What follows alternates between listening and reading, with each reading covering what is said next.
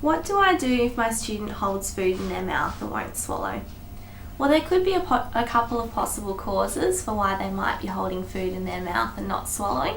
One might be due to their sensory preferences, and they might be undersensitive to touch, so they might not be aware of how much food is in their mouth or that they're needing to swallow. It could also be that they have difficulty manipulating and chewing the food, as well as triggering that swallowing reflex. So we'll need to think about what are some possible causes for the child holding the food in their mouth. Then we can look at some support strategies as well. So I guess a couple of things we could do is try and preempt this behaviour as well, maybe by offering fewer items to the child at once. So with their lunchbox, maybe just having a couple of the snack items out and the rest packed away until they're ready.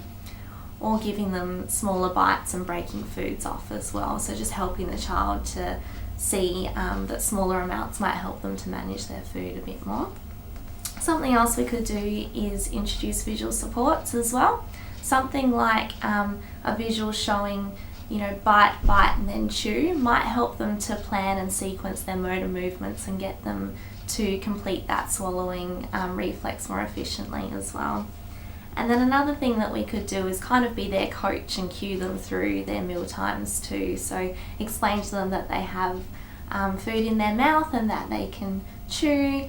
You might also need to coach them through how to scoop out the food, or to have a napkin available there if they do need to spit it out as well.